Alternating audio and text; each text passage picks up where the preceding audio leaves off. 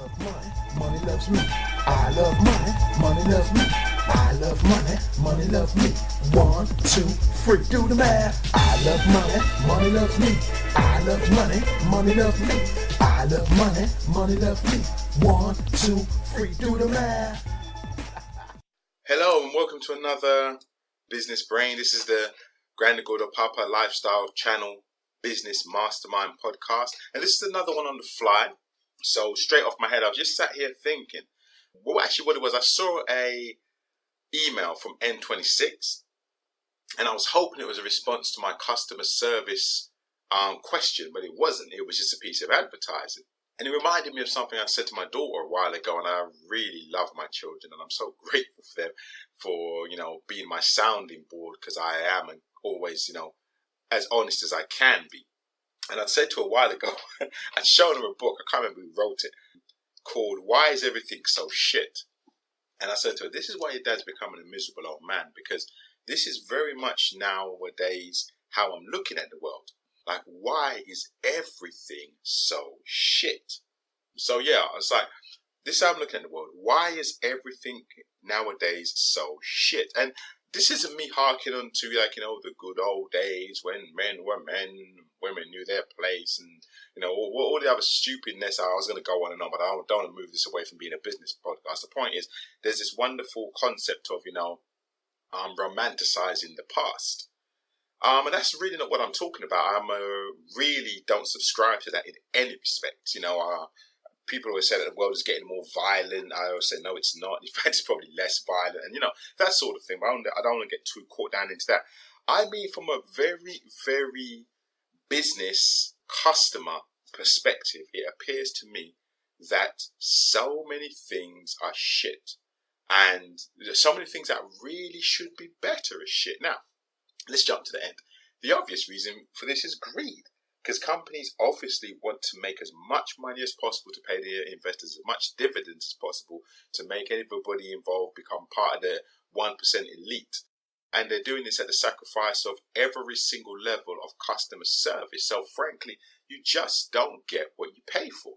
And this is why, everybody who really wants to grow their business understands that, you really can grow your business by giving more value than you're being paid for. Why? Because so many other business models are based on giving less. And this goes from a massive scale of the complete and utter scam artist and confidence trickster. What do you get with a confidence trickster? What do you get with a scam artist?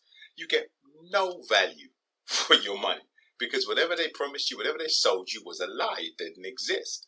And I have my own philosophies, and I have been scammed and conned like everybody else. And I've had to learn, the hard way, that, if it seems too good to be true, sometimes it is, but sometimes it isn't. And it's just about working out how to balance that concept of missing out on something that's too good to be true. I would say it's terrible, because as somebody who does investments in property, I'm forever trying to find projects and investments for people that actually are too good to be true, compared to the other products on the market.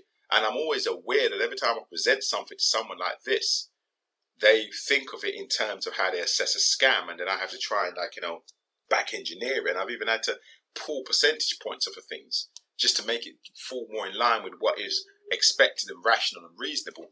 And give people less than I can, or they should have, simply because of the scam artist. But that is a conversation for another day.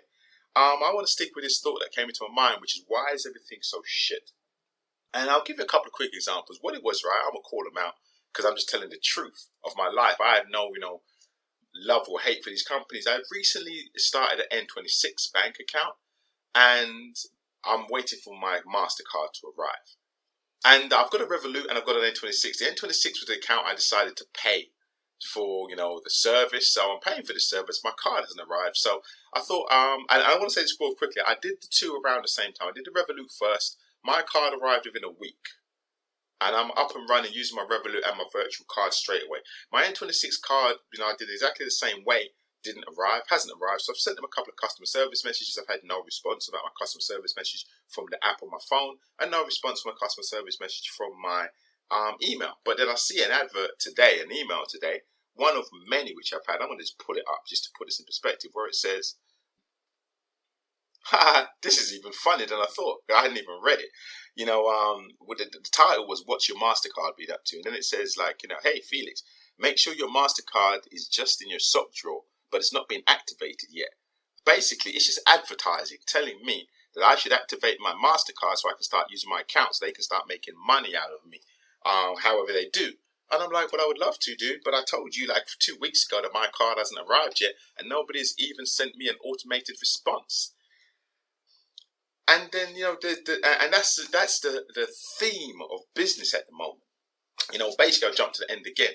What to me appears to be happening is we're moving into a technological age. We've had the whatever you call it, primary, then the industrial revolution, and the tertiary revolution, and now we're into this technological age where basically technology is outstripping.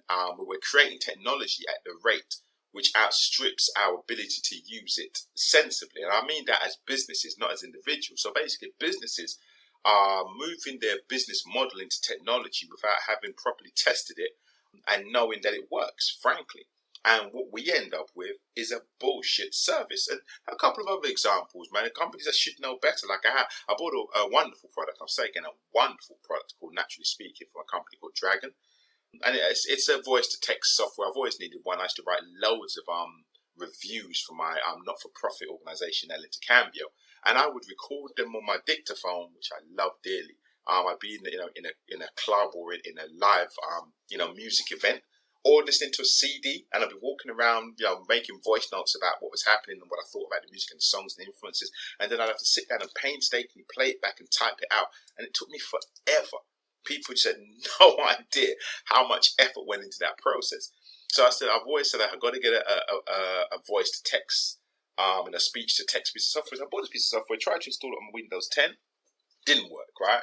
Had some incompatibility. So I contacted the company. They said, yeah, we made a ticket for you. Contacted them. Said, it doesn't work. They said, oh, that's a Windows problem. Go to Windows. Went to Windows. I said, oh, no, that's not one of our problems. Go back to the manufacturer. And it bounced back and forward, until eventually, as you do, so as not to waste the rest of my life, I just went to Antonio, who's my local Informatica guy. I said to him, yo, I backed up my software, wipe off my Windows, reinstall it with the software, and he did.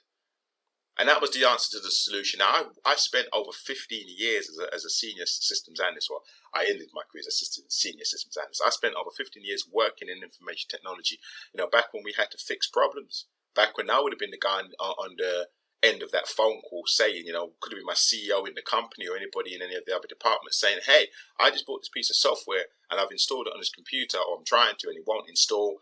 Can you come and get it installed for me? And I would have to fix that problem. Now, these companies are just pass you from pillar to post.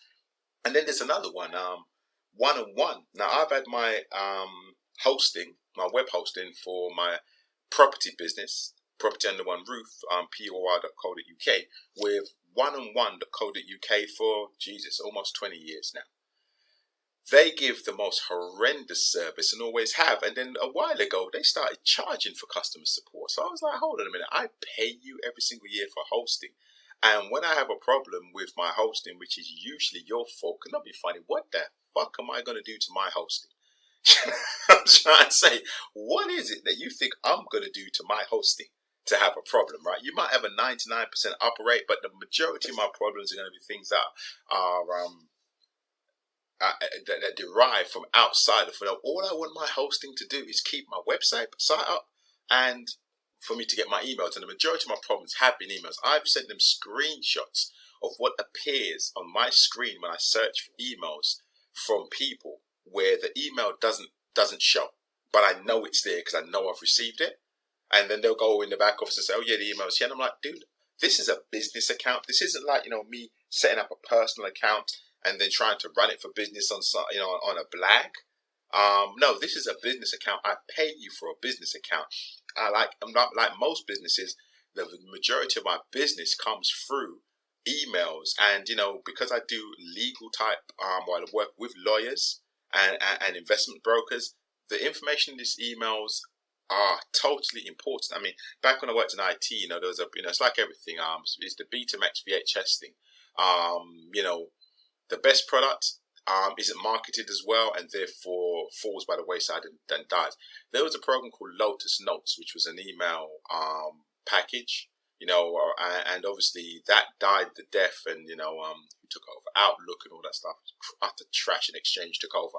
Lotus Notes was like this. Yes, the Lotus Notes file grew exponentially and sometimes could take up the whole hard drive of your computer, but you never, ever, ever lost an email. Now, from the CEOs I worked directly for, that's all that mattered, because they knew, as I know now, that something will come up, like something's recently come up in my life where I have to delve back 10 years, and the emails I find could make me $100,000. And you've got no time for your emails to have been displaced. You never delete an email, and you expect it to be there for when you need to find it. And these companies are charging me money every single year. And yeah, I take the blame that, I probably should have found a better host. Actually, when I set the company up, A, they came up as one of the best at the time, and B, that's all the money I had in the budget. I didn't start up the business with investment. We started it on a shoestring from our own money. So, it is what it is. But still, I pay for the service and I expect the service. And really, there is so little. And now these cheeky people try and charge me. When I call them up and say I've got a problem, they want to charge me for my support calls. Like, really? So, if it wasn't for the SEO problems, I'd have been long gone from one-on-one already. And then, just like everything else, like the mobile phone companies, when you change your company, right, you can have a problem with them and you can tell them about your problem 400-500 times and nobody's listening. But then when you contact another company to port your number, that's the time you get a phone call from them saying, hey, we heard you're leaving. Are you upset with us? What can we do to make you stay? So you can get back in a time machine, go back 6 months and give a fuck. And then I might I might have, contemplated staying with you. But the fact that you didn't give a fuck 6 months ago about me as a customer means you don't get to have me now engage with you about what you can do to make it better. I'm going to go somewhere else to find a better service. And another example, we're out here, most people in the UK, or at least have heard of Linear Direct. We have a Linear Director here, owned by Bank Inter. Now, these guys, they have a premium rate number, which they give you to call them. So I pay you to insure my car. And if I need to call your company, I have to pay for the phone call. Then you put me on hold. Because of course you do, because your call center's busy. So I call you, I pay you to insure my car. Then when I have a problem and I need the service I'm paying you for, I call you to get the service I'm paying you for. You have a busy call center, so you put me on hold and you charge me for the whole process. And this is a game they play. I wouldn't have even known about this other than the fact that I have two phones. Like that song, I got two phones, one for the plug and one for the load. So I got two phones. And basically I called one day, my main phone wasn't working, so I called on my pay-as-you-go phone. While I was waiting to be attended to, the phone cut off and said I had no credit left. I said, how can I have no credit left? I just put like €10 on this phone. €10 straight away, waiting, listening to music on hold for the company I'm paying for the service of insuring my car. Absolutely outrageous. Absolutely outrageous. But that's what these companies are doing. I want to pause because I had another example of that. There you go. I didn't want to lose that. And then there was another example. I bank out here with La Caixa, Caixa Group, one of the biggest banks in Spain. Again, I had a problem. I have lots of problems with them. I had a problem with my bank account. I'll take a step back. This is what happened, right? Like a lot of banks, they decided that they didn't want people putting money across the counter anymore, right? So I do business. Someone gives me €10,000. I need it in my bank account. It's a lot of money. Obviously, this is a business brain, so maybe to some of you guys, this is no money. That's what you have in your wallet when you go shopping. But it's to me, it's not loose change, and especially when it's not my money. I want it in the bank, right? So I go to the bank, and they say to me, you cannot put this money in across the counter and get a receipt for it. That service no longer exists. You have to take it to the ATM. And I'm like, you are fucking with me. They're like, no. Will you no longer take money across the counter if you want to put money into your own bank account? Now, by the way, I'm going to say real quickly, this is Spain. So this ain't like the UK where banks compete for your business and give you special offers. We pay for our bank accounts. We pay for the privilege, probably somewhere in the region of €60 to €100 a month, depending on the bank. We have to pay for the privilege of a bank account. So again, I'm paying you for the privilege of a bank account, and now I can no longer walk into the bank and put money across the table and the lady take my money, give me a receipt, put it in the bank, and my money's in the bank. I got to do it at the ATM. Now, there's a lot of reasons why you want to do this at the ATM. I'm a big, old, burly, middle-aged to getting elderly black man. I am really scared at carrying a lot of money, but I'm still going to run the gauntlet and the risk of me standing at the ATM machine while trying to put money in and someone just sack me over the back of the head and run away with my 10 grand. I'm much harder to do in the queue. I can stand in the queue, get to the counter, put it on top of the counter. She takes off the counter, puts it behind, cameras, everything, right? So because of this ridiculous, and they were serious. So, she took me to the ATM, showed me how to do it. Obviously, the ridiculousness doesn't end there. The ATM only takes so much money at a time. So I had to do it 3 times in a row anyway, put the same process 3 times in a row just to get the 10 grand into the ATM. So it's doubling my work for the money that for the account that I'm paying you for the privilege of having. Now, you don't employ people to do the work. I have to do the work, right? And then one day, because of this, I took to, putting the money in at different times. There's no point in having to go and stand up to use an ATM. You're actually increasing your risk. So I kind of try to time it when it's quiet to go to the ATM to put the money when I have to move money into the account. So there I am putting money into the account, and one day it won't. I think I couldn't be putting money into the account. So I must have been trying to take money out of the account, and they said, right, you can't take money out of your account. And I needed this money again. It was business, so I'm like, right, again, if I could have just gone into the, come here when the bank was open and dealt with this would have made a lot of sense. But I can't do this, and this is very frustrating. So what happened is it said that, I couldn't do the transaction. I was trying to, and it printed a slip and said, call this number. Called the number, premium rate number. I'm like, are you fucking with me? So I pay you for the privilege of the account. You reduce the services you give me and make me do all the work, whereas I usually be employing people to do the work because that's what I'm paying you for. As well as all the other ways that banks make money out of us, like, the clearing system, which, the whole cryptocurrency, without a doubt, even Mark Carney from the Bank of England, as much as he came out against cryptocurrencies, basically said, cryptocurrencies doesn't mean that the game's up, that, the clearing system's bullshit. Yeah, 300 years ago, we needed like 4 days to clear a check. Now we just hold on to your money for 4 days, make as much money on reinvesting it as we can before we pass it on to the recipient, and cryptocurrencies is, it's given that game up. Instantaneous financial transfers have shown that we're bullshitting and stealing your money. You or at least using your money to make more money before we do the transaction that you're paying us to do, and we charge you for the transaction. So, and then there I was with this premium rate number, and then I had to go on the internet because I absolutely refused, after being refused, not being able to get the service that I paid for, to pay money to phone up to complain to get that service. So I had to go, and I ain't gonna lie, it took me like 15, 20 minutes, which I think is outrageous, to find a non-premium number to call Lacacia Bank to tell them that I had this problem. So, full circle, man. Why is everything so shit? You know what I mean? It's like, seriously, as I said, I'm not the kind of guy who really, harps back onto the golden age of when everything was great and, but really, again, I'm going to repeat, there seems to be 2 things going on. One is this complete and utter focus and chasing of greed at the expense of providing value. When Adam Smith wrote about the invisible hand, he said, in order to make money, I'm paraphrasing, obviously, I ain't going to do the oldie worldy English. In order to make money, what you had to do was, provide a service that other people needed, and then you would make yourself a lot of money and make yourself rich, as if guided by an invisible hand. In other words, in order to, by doing for others, and getting paid for it, by providing value for others and getting paid for it, you would make yourself rich. And that's what, capitalism should be based on. But, right about now, it's like that invisible hand's broke. So frankly, it's like, yeah, everybody wants the money, but nobody wants to provide you with a service.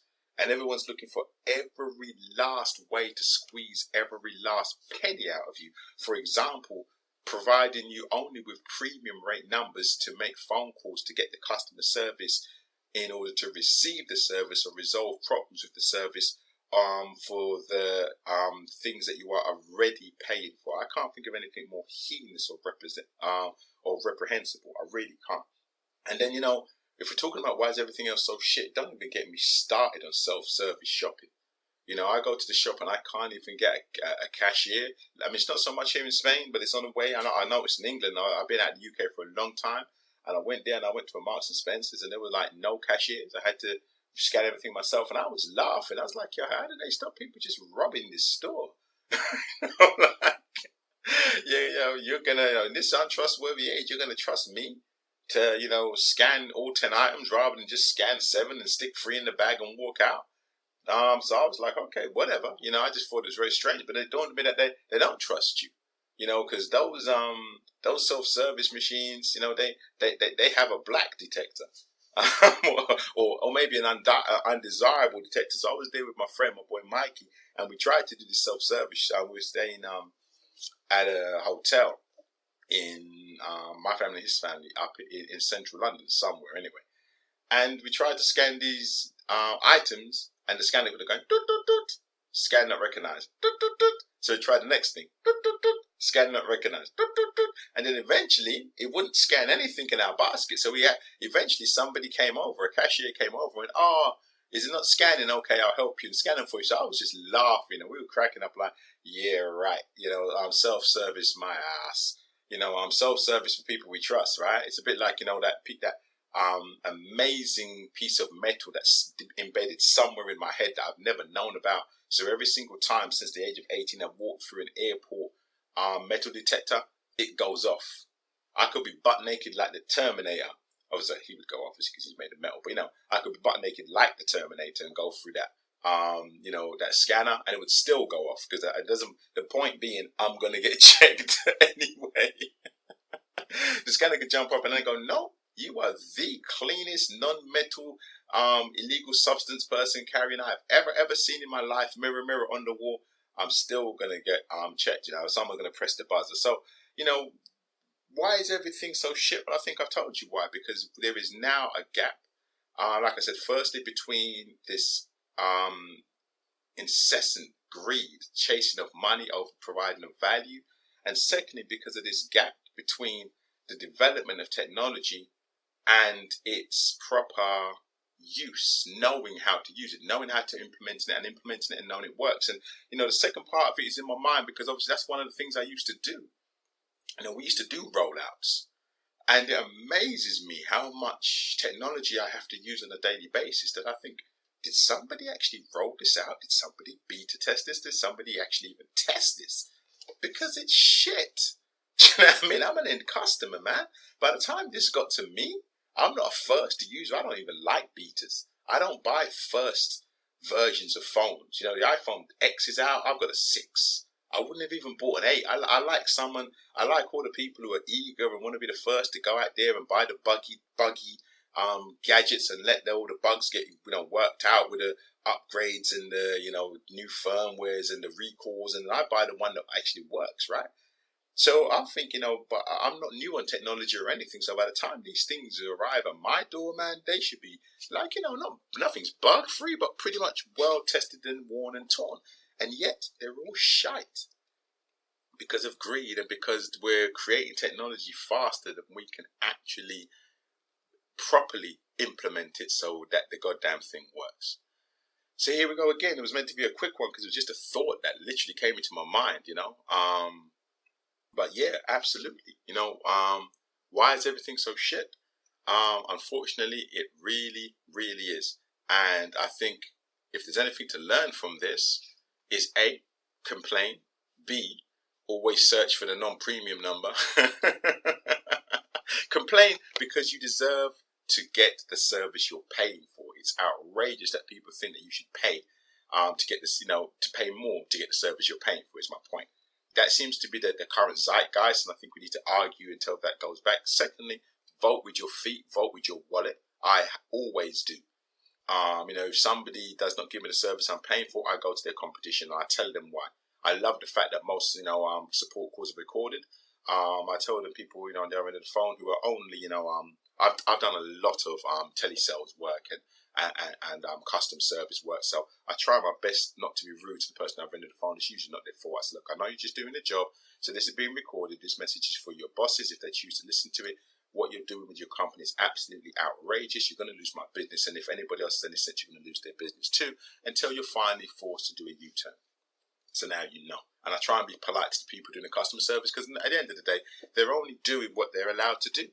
Even if they know that the system is outrageous, they don't have the power to do anything other than what they're told. So yes, they're paid to take the flak and be shouted at, but why do that to them? You know, they got to go there, make their money, go home to their family and their kids and plan their lives and do their thing just like everyone else, you know? They're not the CEO of the company. If I could get the CEO of the company on the phone who made those decisions, then maybe I'd start ranting and raving and swearing a lot. But the customer service person picking up my phone, I don't think they deserve that. I've done a job many times for different companies, and I don't think they deserve that, you know? I love money, money loves me. I love money, money loves me. Okay, this is the Granda Godo Papa Lifestyle Podcast. This is Business Brain, the Business Mastermind Podcast. And I just want to make a very quick addendum to the Why Is Everything So Shit podcast I just did. Because I did it on the fly again. I had no notes, no plans, no research. Just a thought that popped into my head I wanted to get down really quickly, right quick, because my friend Ricky from Texas used to say. But you know, the point I wanted to make was a point I missed out in making in the last podcast was this: because everything is so shit, because it has become so normal, so acceptable, and so expected to have bad service. It does two things, actually. First, it makes very difficult customers, because people expect to be treated badly and they go in with their defense walls up. And the one thing I always say to people is, you know, when you go into business transactions or looking for business, you know, companies to do business with, particularly investment type companies, property investment companies, when you go into those situations with your wall up, expecting bad service or, you know, trickery, the only people who will get through that wall are experienced con men. So, you know, although I'm very wizened and, you know, cynical and frankly just fed up of how shit everything is, I have to keep a certain amount of openness, because if I put the wall up too high, believe me when I tell you, the only people who will get through that wall are con men, and you're going to miss all the great business opportunities that are actually out there from people who provide a better service and have a different business model. And that's the people I wanted to talk about real quickly in this, you know, edition. Basically, the fact that so many businesses are frustrating at the very least and just outrageously bad value or have no respect for their customers or clientele. At the worst case scenario, I mean, from within the region of legitimate businesses. Because so many legitimate businesses are so bad because they run ahead with this technology that they really haven't implemented properly, and you as a customer, you know, end up with such a poor service and such poor customer service, you really notice when you get good service and good customer service, it's like absolutely amazing, and it will take you back as a customer. You'll go back to that place 600-700 times more, and you're 600-700 times more likely to recommend it. Now, everyone knows, you know, in business that far more people will talk about bad service from a company than they'll ever recommend good service. And it's a sure shame. It's a human psychology thing, and it's back to that, look at the world the way it is, not the way you'd want it to be. You'd think it would, you know, would be that people would always talk about the great service they had and not complain a lot, but it's the complete other way around. So the thing is, you will be one of the few businesses that people will talk about and recommend. They'll stick on Facebook. I went there, these people gave me great service, etc., etc. Why? Because they will be absolutely amazed. It's literally like being the one-eyed man. It literally is like being the one-eyed man in the land of the blind. If everyone else is, you know, if 50 as a number between 0 and 100 is what's acceptable in business, what you should get as a bare minimum of somebody running a business and respecting their customers, and most people are providing 30 because that other 20% they're using as either excess profits to give away as dividends by providing a poor service, or is just lost in inefficiency because they've implemented a system that they're using a system that they haven't really taken the time out to implement and get all the kinks out of. Then if you provide 65, you become like a business god. And that's all I really wanted to say. I could talk about that more, but, you know, it was already a long cast. I just wanted to make that point because I thought it had been missed, that the whole focus that we have to be doing here is going above and beyond the Call of Duty now. Without a doubt, never, you know, as I said, allow yourself to be exploited. So I'm not suggesting that anybody exploits themselves. Definitely never undervalue yourself and get paid less than your worth for your service is worth. But taking the extra time and effort to be good at what you do, to be pleasant and polite. The amount of times I've been to a restaurant and the staff were just so pleasant and polite, whether they meant it or not, and made me know I was going back, as opposed to the times I've been to a place where the staff are, you know, passing on their personal problems to me. They had a bad day today. Now I'm going to get like a sour-faced person serving me my food, ignoring me, you know, being caustic and cynical when I ask questions. You know, I'm like, it's just not going to happen. I'm not going back. So, you know, the small touches, as Brian Tracy calls it, high touch, a bit of consideration, a bit of time and planning with, you know, before you talk to your customer, a bit of, you know, taking notes. Where you've got CRM, you have to have a CRM system, get a notebook and write down about your customer. So when you pick up the customer or the customer contacts you, you know who you're talking to, a human being. This is their circumstances. This is, you know, what they've tried to achieve in the past. This is where you left the last conversation. Those are the little bits of, you know, the little things that you can do that push you above the 50% that everyone should be getting into the 60-65% that make you seem like a business god, because everyone else is providing 30. Everyone else is doing the same thing. They got a whole team, and you spoke to Alan on the first day of your problem and he wasn't there or didn't pick up the phone. Now you got Chantel. Chantel wasn't there, so next time you call for you got Rachel. None of them read their CRM and none of them know what your problem is, and you just find yourself going round and round in circles and getting more and more and more frustrated, and then they pick up the phone to you next. And you say, "Hi, Mr. Johnson, how are you doing?" "Yeah, I know we have a quick check it. Right, the last time we spoke, this is where you were." "Okay, well, that didn't work. This is what I'm going to do." And wait one second. I called everybody out and I really feel ashamed, but I'm pretty sure it was, my goodness, it was either Microsoft. I'm really embarrassed now. This is terrible, so I'm going to have to just go even Stevens.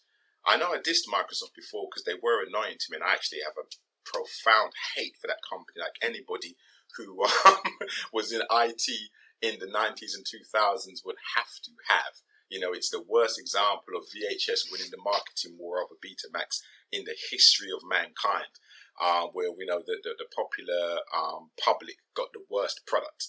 And I could go on about that for hours, so please let me stop myself now. But it was either the lady from Microsoft, and I'm so sorry that I can't remember, or the lady from Apple, who gave me such an amazingly good service when I finally got through to somebody on the phone, that I remember, like, you know, sending the message through and saying to the, you know, the company, "Look, you really, really should, you know, congratulate this customer service person.